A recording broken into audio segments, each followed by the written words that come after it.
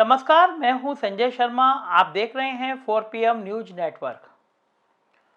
राजनीति में कुछ चीज़ों से बचना जरूर चाहिए, खास तौर से वो चीज़ें जो जिनको लेके आप अपनी ब्रांडिंग कर रहे हैं, या ये कहिए कोई आप दुकान खोलते हैं, जो अपना शोरूम खोलते हैं, तो बाहर जो ग्लो साइन बोर्ड लगाते हैं जिस चीज़ का, उस बोर्ड का फिर मान रखना चाहिए। मसलन आपने बाहर बोर्ड लगा दिया, यहाँ गरम जलेबियाँ मिलती हैं, और अंदर जाएं तो उन जलेबियों पे मक्खी नजर आए, आपको ठंडी हो तो आपको लगेगा ये तो झूठ बोल रहे हो। तो राजनीति में इन बातों का अर्थ मैं इसलिए समझा रहा हूं कि अगर भारतीय जनता पार्टी लंबे समय से एक बात को प्रचारित कर रही है कि हम माफियाओं के खिलाफ हैं, हम अपराधियों के खिलाफ हैं, जो बार बार योगी जी की ब्रांडिंग की जाती है वो ये की जाती है कि हमने माफियाओं की कमर तोड़ दी है, हमने उनके घर बुलडोजर से ढहा दिए हैं। और आप देखते होंगे खास तौर से अतीक अहमद और मुख्तार अंसारी, इन दो के नाम बीजेपी जानबूझ के बहुत बार लेती है, और इनके नाम लेने से कई राजनीतिक फायदे भी हल होते हैं, संदेश आते हैं, उसका वो फायदा लेती रहती है और फिर तमाम बातें कहती रहती है, हमने इतने एनकाउंटर कर दिए, बार बार जानबूझ के किसी के पैर में गोली मार दी जाती है और फिर उसका वीडियो वायरल किया जाता है, देखिए बड़ी शान से गए थे अपराध करने और अब विकलांग बन के घूम रहे हैं। इस तरह के प्रायोजित नाटक चलते रहते हैं, करते रहते हैं, और करते रहने भी चाहिए, पार्टी है तो राजनीति में ये करेंगे। लेकिन फिर अगर इस बीच में एक बड़ा नाटक में परिवर्तन हो जाए और किसी आप अपराधी को महिमा मंडित करने लगें, तो उसके नतीजे खतरनाक होते हैं। पहले भी ऐसा हुआ है, कोई नई बात नहीं है। मुझे याद है, आप सबको याद होगा, उत्तर प्रदेश में एक बड़ा चर्चित घोटाला हुआ था मायावती जी के समय में, NRHM घोटाला, राष्ट्रीय स्वास्थ्य मिशन जो था उसका घोटाला हुआ था। 3 CMO का मर्डर हो गया था, पूरे देश में तहलका मच गया था कि करोड़ों रुपए की लूट हो रही है और उसमें मर्डर तक हो जा रहे हैं CMO के। वो घोटाला दवाओं से संबंधित था, गरीबों के उपकरणों से संबंधित था, तो बहुत बवाल मचा हुआ था और लोगों ने कहा था ये तो बिल्कुल लिमिट हो गई है लूट की। जनता बहुत नाराज थी और घोटाले के मुख्य अभियुक्त जो माने गए थे वो मायावती के सबसे करीबी थे, बाबू सिंह कुशवाहा। उनको माना गया था कि कुशवाहा जी के इशारे पे ये सारा हेल्थ विभाग में डील होती थी, करोड़ों रुपए इधर से उधर हो जाया करते थे। कुशवाहा सिंह की को बर्खास्त करने के लिए भारतीय जनता पार्टी के प्रदेश अध्यक्ष थे लक्ष्मीकांत वाजपेयी, उन्होंने दिन रात एक कर दिया। नतीजा ये हुआ कि कुशवाहा जी को मायावती ने पार्टी से निकाल दिया। चुनाव होने को थे उस समय में, अचानक एक दिन तस्वीर सामने आई, कुशवाहा जी भारी भरकम तरीके से बीजेपी में शामिल हो गए।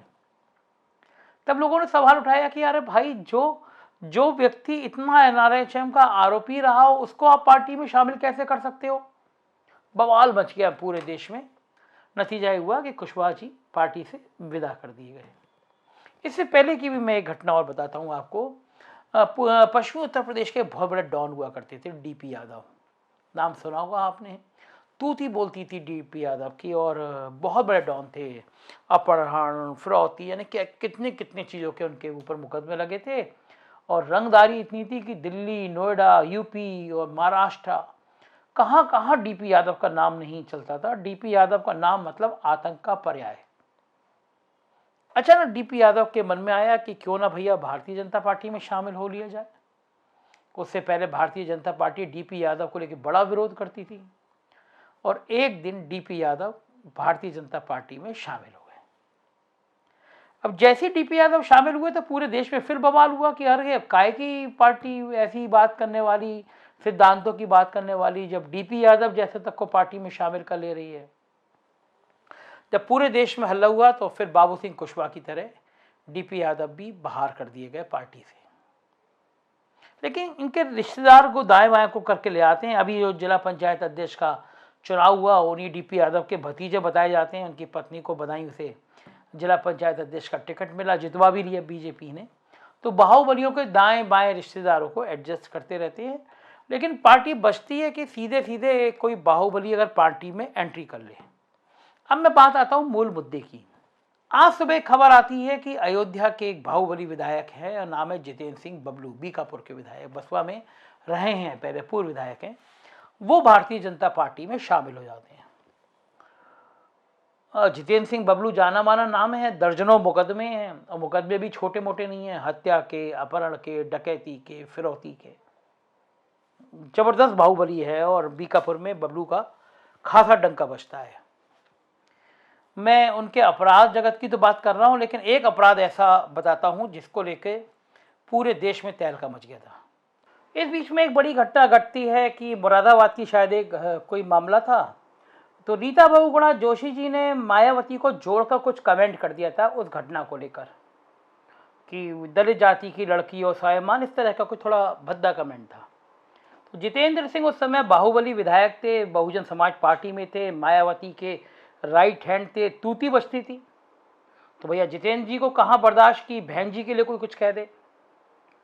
तो बहन जी की भक्ति में इतने मशगूल थे जितेंद्र सिंह जी कि गए साथियों के साथ पेट्रोल वेट्रोल लिया और रीता बहुगुणा जोशी के घर में पेट्रोल छिड़क के आग लगा दी। और रीता बहुगुणा का मकान उस समय का जो मुख्यमंत्री कार्यालय था, जिसको एनेक्सी, जिसको शास्त्री भवन बोलते हैं, 500 मीटर की दूरी पर रहा होगा बस सिर्फ। तो आप सोचो, शास्त्री भवन जहाँ मुख्यमंत्री बैठती हो उसके 500 मीटर दूर पे एक इतनी बड़ी नेता का मकान फूंक दे, आग लगा दे, और मकान में भयंकर अग्निकांड हो गया था। मैं तो गया था, मेरे सब साथी, मैं उस घटना का चश्मदीद गवाह रहा हूं, मैं गया था वहां पे, देखा था मैंने। तब नाम आया जितेंद्र सिंह बबलू का कि इतने बाहुबली नेता हैं कि रीता बहुगुणा जोशी का मकान भी फूंक सकते हैं। लेकिन जब फूंकने वालों पे मायावती का वरद हस्त हो, हाथ हो, तो भला किसकी हैसियत। बबलू जी दाएं बाएं होके बचते रहे। लेकिन फिर समय बदला और फिर बबलू जी पे एफआईआर हुई, बबलू जी नामजद हुए, बबलू जी गिरफ्तार हुए और उसके बाद बबलू जी पे आपराधिक प्रक्रियाएं शुरू हो गई। अब वो रीता बहुगुणा जोशी भारतीय जनता पार्टी में आ गई, सांसद बन गई। जिस व्यक्ति ने उनका घर जलाया था, मुझे अभी तक वो देर रात का सीन याद है। मैंने रीता बहुगुणा जोशी की आंखों में उस रात को मैंने आंसू देखे थे, मैंने डर देखा था। मैं उस घटना का चश्मदीद गवाह रहा हूँ। जब आग लगी थी तो हम लोग वहाँ पहुँचे थे, हमने वो सीन देखा था। खौफनाक सीन था कि मायावती जी के मुख्यमंत्री रहते उनके संरक्षण में किसी का घर फूंक दिया जाए। हिम्मत थी, लेकिन सरकार ऐसी थी, कौन बोलता उस समय, तो सब खामोश थे। और फिर वो जितेंद्र सिंह बबलू एक बड़ा नाम हो गए थे अपराध की दुनिया में। और जितेंद्र सिंह बबलू को पार्टी में शामिल कर लिया, भारतीय जनता पार्टी में आ गए। जैसे ही जितेंद्र सिंह बबलू के आने की खबर मिली तो बिल्कुल सन्नाटा छा गया और रीता बहुगुणा जोशी जी अपनी पीड़ा रोक नहीं पाई और गुस्से से उन्होंने कहा कि गलत तथ्य छुपा के पार्टी में आए और मैं जेपी नड्डा जी से, स्वतंत्र देव जी से शिकायत करूंगी, इनको बाहर निकाला जाए। सुनिए रीता जी कितने गुस्से में है और क्या क्या कहा उन्होंने, देखिए आप। सोशल मीडिया में ये समाचार को देखकर मैं स्तब्ध हूँ, क्योंकि मुझे बहुत अच्छे से याद है कि जुलाई 2009 में जब मेरा घर जलाया गया था लखनऊ में, तो उस घर में को जलाने में अगुवाई करने वाले जितेंद्र सिंह बबलू थे। और जब जांच हुई तो उसमें आरोपी पाए गए और उनके ऊपर आरोप फ्रेम भी हो चुके हैं। मुझे पूर्ण विश्वास है कि उन्होंने पार्टी को हमारे गफलत में रखा, इन्होंने सच्चाई उनको नहीं बताई और इसलिए और पार्टी ज्वाइन कर ली। भारतीय जनता पार्टी के दरवाजे सबके लिए खुले रहते हैं, पर मुझे पूर्ण विश्वास है कि अध्यक्ष जी को ये जानकारी नहीं रही होगी कि इनका एक आपराधिक बैकग्राउंड है, खासतौर से मेरे घर जलाने में आरोपित हैं। इस संदर्भ में मैं प्रदेश अध्यक्ष जी से और राष्ट्रीय अध्यक्ष जी से बात करूंगी और अपील करूंगी उनसे कि वे उनकी सदस्यता को भंग करें, समाप्त करें। सुना आपने रीता जी का गुस्सा, जायज गुस्सा है। इतना अगर आप किसी का घर फूकेंगे तो ये गुस्सा बिल्कुल जायज है। मगर क्या अब जितेंद्र सिंह बबलू क्या पार्टी से निकाल दिए जाएंगे? राजनीति कितनी निर्मम है और लोग कितने गंभीरता से इसको सुनते हैं, इसका एक उदाहरण मैंने आज और देखा। उत्तर प्रदेश एक ऐसे दोराहे पे खड़ा हो गया है जहां पे जातियां बहुत भारी होती चली जा रही हैं। चुनाव पास में है तो जातियां और बड़ी हो रही हैं। मेरे पास आज कई मित्रों के संदेश आए और उन्होंने कहा, देखा आपने, एक ब्राह्मण सांसद का घर फूंकने वाला क्षत्रिय बाहुबली पार्टी में शामिल हो गया। कितनी गंभीर बात है और इसके गंभीर राजनीतिक अर्थ समझिए। मैं फिर लाइन रिपीट कर रहा हूं। उन लोगों ने कहा कि एक ब्राह्मण सांसद का घर फूंकने वाला बाहुबली क्षत्रिय अपराधी भारतीय जनता पार्टी में और शामिल हो गया। रीता बहुगुणा जोशी ब्राह्मण, अभी मंत्रिमंडल की विस्तार हो रही थी तो जो ब्राह्मण चेहरों को जो स्थापित किया जाए उसमें रीता बहुगुणा का नाम। घर जलाने वाला अभियुक्त अपराधी क्षत्रिय। उत्तर प्रदेश में एक लंबे समय से ब्राह्मण और क्षत्रियों के संबंध राजनीतिक संबंधों में बहुत ज्यादा तालमेल नहीं है। आज शाम की डिबेट था, वो सीनियर जर्नलिस्ट हैं दीपक सिंह जी, उन्होंने उस डिबेट में लंबे सिरे से मतलब 7-8 क्षत्रिय बाहुबलियों के नाम गिना दिए। पूछा उन्होंने कि इनमें से कितने क्षत्रिय ऐसे हैं जिनकी संपत्ति कुर्क कर ली गई, कितने क्षत्रिय अपराधी ऐसे हैं जिनके घर गिरा दिए गए, और कितने क्षत्रिय अपराधी ऐसे हैं जिन पे बहुत गंभीर कार्रवाई कर दी गई। फिर उसी डिबेट में विषय आया कि अगर 1 दर्जन बाहुबली क्षत्रिय अपराधियों पे कार्रवाई नहीं हो रही है तो खुशी दुबे, जो विकास दुबे के सहयोगी अमर दुबे की पत्नी है, जो शादी होकर 3 दिन पहले आई है, उसको 1 साल तक जेल में क्यों रखा जा रहा है। ये सारी बातें आज सोशल मीडिया पे चर्चा का विषय बन गई। मतलब नहीं है, जितेंद्र सिंह के पार्टी ज्वाइन करने का मुद्दा बिल्कुल अलग है। वो मुद्दा ये हो सकता है कि एक अपराधी ने पार्टी क्यों शामिल कर ली, लेकिन जब चुनाव पास में होता है तो अर्थ का अनर्थ कैसे बनता है, यह मैंने आज देखा। कोई मतलब नहीं है, लेकिन लोगों ने जोड़ दिया कि ब्राह्मण सांसद का घर जलाने वाला क्षत्रिय अपराधी, क्षत्रिय विधायक नेता शामिल बीजेपी में। और मुझे एक चीज से व्यक्तिगत रूप से दुख हुआ। मैं स्वतंत्र देव सिंह जी की बहुत इज्जत करता हूं, मुझसे मिलते हैं तो बहुत विनम्रता से मिलते हैं, बहुत प्यार से मिलते हैं, और मैं उनकी इस मेहनत का कायल हूं कि जमीन से उठ के कोई नेता अपनी दम से, अपनी मेहनत से आज पार्टी का प्रदेश अध्यक्ष बना है। उतना ही बढ़िया व्यवहार आप स्वतंत्र जी से कभी मिलने चले जाइए, तुरंत चाय लाओ, मिठाई लाओ। लेकिन आज स्वतंत्र देव सिंह जी ने जब बबलू का स्वागत किया, जितेंद्र सिंह बबलू का स्वागत किया, तो उनकी कमर 90 अंश के कोण पर झुकी हुई थी, हाथ जोड़ के। ये तस्वीर लोकतंत्र के लिए ठीक नहीं है। प्रचंड बहुमत के साथ सत्ता में आई पार्टी का प्रदेश अध्यक्ष एक अपराधी के सामने हाथ जोड़ के अगर 90 अंश तक झुक रहा है तो ये लोकतंत्र के लिए शुभ संकेत बिल्कुल नहीं है।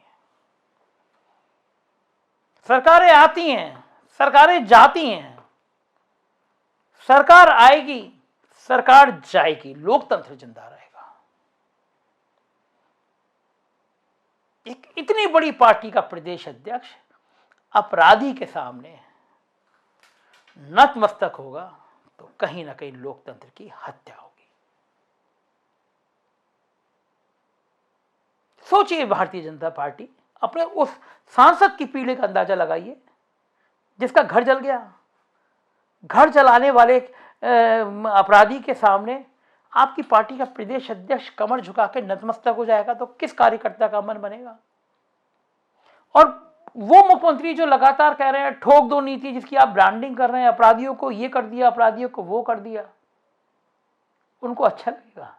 किस मुंह से बात करेंगे आप कि हमने अपराधियों के खिलाफ ये कर दिया, वो कर दिया? लोग पूछेंगे नहीं कि जितेंद्र सिंह बबलू जिन पे 2 दर्जन मुकदमे दिखाई दे रहे हैं, हिस्ट्री शीटर हैं, वो क्या कर रहे हैं आपकी पार्टी में? अभी कल ही भारतीय जनता युवा मोर्चे का एक पदाधिकारी बना दिया जो हिस्ट्री शीटर था। बुलंदशहर में जिसने इंस्पेक्टर की हत्या की उसको पहले पार्टी का पदाधिकारी बना दिया गया। फिर आप में और बाकी पार्टियों में फर्क क्या है? किस मुंह से आप दूसरी पार्टी पे आप आरोप लगाएंगे? तलवार की धार होती है राजनीति, और लोग कुछ भी भूलते नहीं है। कुछ लोग कुछ भी आप कितना भी कुछ कर लीजिए, लोगों के मन में पीड़ा रहती है, रहेगी। विचार करिए, राजनीति बहुत मुश्किल है और हमारी भी समस्या ये है कि हम सच बोले बिना नहीं रह सकते। सुबह से मुझसे लोग कह रहे हैं तुम क्यों ट्वीट कर रहे हो, तुम क्यों डिबेट कराते हो। मैंने कहा मेरी जवाबदेही सिर्फ और सिर्फ अपने उन लोगों से है जो दुनिया के 90 देशों में बैठ के मेरी बात सुनते हैं। मैं जब वो लिस्ट देखता हूँ, उस लिस्ट में जापान होता है, उस लिस्ट में स्विट्जरलैंड होता है, उसमें अमेरिका होता है, उसमें लंदन होता है, उसमें सऊदी अरेबिया होता है, उसमें पाकिस्तान होता है, दुनिया के जाने कौन कौन से देश जिनका मैंने नाम नहीं सुना। वहाँ भी जो भारतीय होते हैं वो 4 PM को देख रहे होते हैं। मेरी जिंदगी का ये बिल्कुल अनोखा अनूठा अनुभव है। ये मुझसे लोगों ने कहा कि तुम अपराधियों के खिलाफ इतना कस के बोल रहे हो, तुम्हारे दफ्तर पे हमले हो चुके हैं, तुम्हें लगातार धमकी दी जा रही है, तुम्हारे खिलाफ अफसर साजिश कर रहे हैं मुकदमा लिखवाने की। मैंने कहा कुछ भी हो ये वही है जो राम रचे राखा, तो इन लोगों से क्या डरना। आप मेरे साथ हैं तो मुझे किसी का डर नहीं। देखते रहिए 4 PM न्यूज नेटवर्क, सब्सक्राइब करिए और अपने दोस्तों से जरूर सब्सक्राइब करिए। और दुनिया के बाहर जितने लोग हैं मैं उनको दिल से सलाम कर रहा हूं कि आप भारत को और उत्तर प्रदेश को मेरे जरिए सुन रहे हैं। ये प्यार बनाए रखिए, यही प्यार मेरी हिम्मत है, यही प्यार मेरा विश्वास है, यही प्यार मेरा भरोसा है और यही प्यार मेरी पूंजी है। धन्यवाद।